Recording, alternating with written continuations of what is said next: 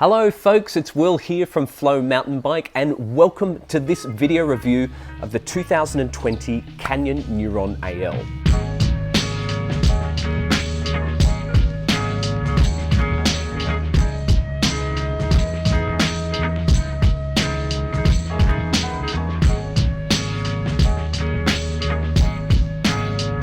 The Neuron is Canyon's do-it-all trail bike. It has 130 millimeters of travel on the front and 130 millimeters of travel on the rear.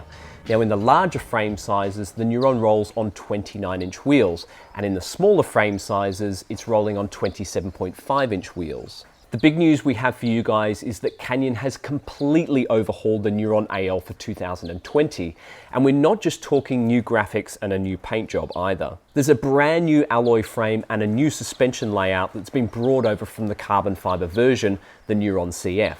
And the aim is to bring that same performance down to a cheaper price point. You'll see that the rear shock has been flipped up 90 degrees and it now sits underneath the top tube. Now, aside from the improved suspension performance, which I'll get onto in a little bit, this does allow Canyon to drop the top tube and provide more standover clearance on the Neuron AL. It also means that they've been able to introduce a brand new double extra small frame size, which is really impressive for a full suspension trail bike. That does mean there are now 6 frame sizes in total, and Canyon will be offering 5 different spec levels in the Neuron AL range for 2020. Starting at the top, we have this bike here. This is the Neuron AL 7.0, and it will be available in both women-specific and unisex versions for $3,449 Australian dollars. Then we have the Neuron AL 6.0, which is also available in women-specific and unisex versions, and the price on that one is $2,849. And finally, we have the brand new Neuron AL Young Hero. Now, this is actually a kid-specific bike, and it's designed for riders from as young as 8 years old. The price on that one is $2,249. Now, if you want more information on the full Neuron AL range, make sure you go to flowmountainbike.com. We've got a review there which includes details on each specific model, including specs and pricing. I've actually been testing this bike for the last couple of weeks. As mentioned before, this is the top-end model. It's the Neuron AL 7.0. It's a really well-spec'd bike for the money. It's got a Fox suspension package. We have a Fox 34 rhythm fork on the front and a float DPS shock on the back. A SRAM 1x12 Eagle drivetrain, which has a mix of NX and GX Eagle components. We've got Shimano hydraulic disc brakes on this bike. These are an Alivio level brake, but Canyon's actually put a 4-piston caliper on the front and a 2-piston caliper on the rear. And both of those are clamping down on 180mm rotors for a bit of extra power. The wheels are also specific front and rear. Both are rolling on Shimano hubs, but up front we have a race face AR30 rim with a 30mm internal rim width and an AR25 rim on the back with a 25mm internal rim width. It does mean the tyres size up slightly differently. So we've got Continental Mountain King tyres. These are a 2.3-inch wide tyre.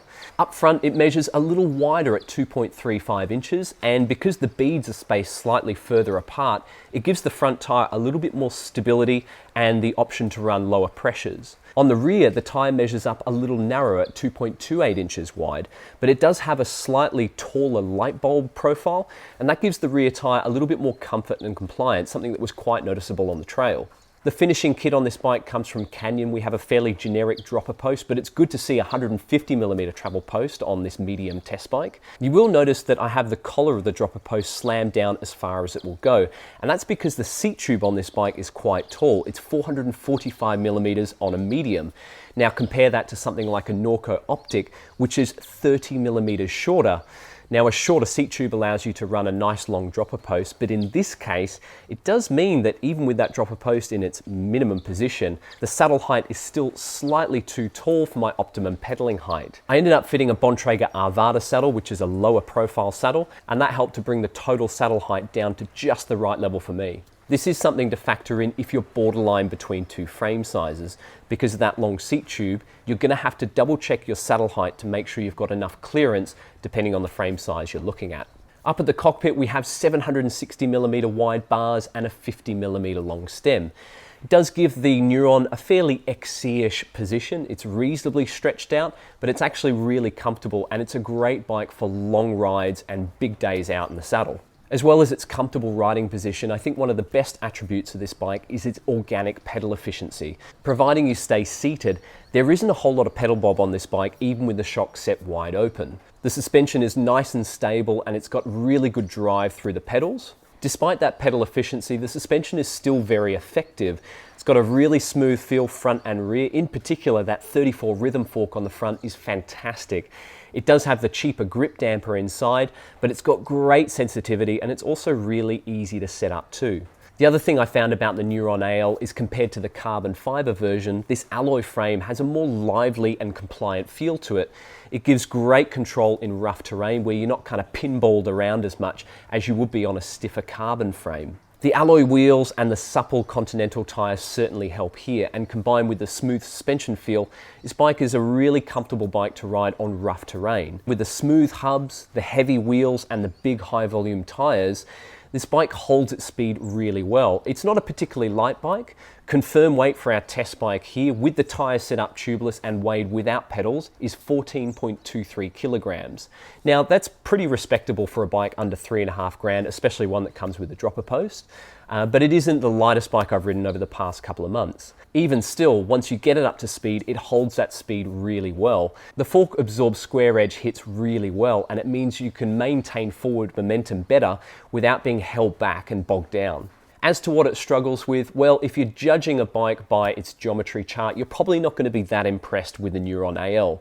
It's worth noting that the geometry on this bike is identical to the carbon fiber version. So we have a 67.5 degree head angle, a 74.5 degree seat tube angle, and it's not particularly long either. This medium size I've got here has a reach of 433 millimeters. That doesn't really seem to be a problem for this bike though. Sure, it's not as stable at high speed on really steep stuff, particularly if you're comparing it to something like a Fuel EX or a Norco Optic, which is considerably slacker and longer than this bike. That said, the effective suspension on this bike and those grippy high volume tyres means it holds a line really well on rough terrain.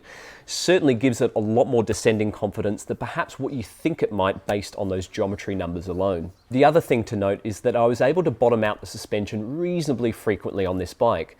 Now it is possible to add a bigger volume spacer inside the rear shock, and you can add more volume spacers inside the fork too, which will help give it more bottom out support. That said, this bike isn't really targeted at jumpy riders. If that's more your bag, you're probably better off at looking at the Canyon Spectral instead. Really, the Neuron is more of a purist do-it-all trail bike. It's efficient, it's comfortable to ride, and the suspension is really effective. And that makes it a fantastic partner for long distance riding on varied terrain. Now we do have a load more information on this bike online. If you click the link in the video description below, you'll be taken to the full review where I go into much more detail about setup on this bike, about how it performs on the trail, and also how it compares to some of the competition, including the Trek Fuel EX, the Giant Trance 29, and the Merida 120. Now, in the meantime, if you've got any questions for me about the 2020 Canyon Neuron AL, make sure you plop them into the comments section below and I'll do my best to answer them for you. If you enjoyed this video, give us a thumbs up, and if you haven't already, make sure you click that subscribe button just down there, because we've got a couple of secret new test bikes coming your way in the near future, and I'm sure you'll be wanting to see those.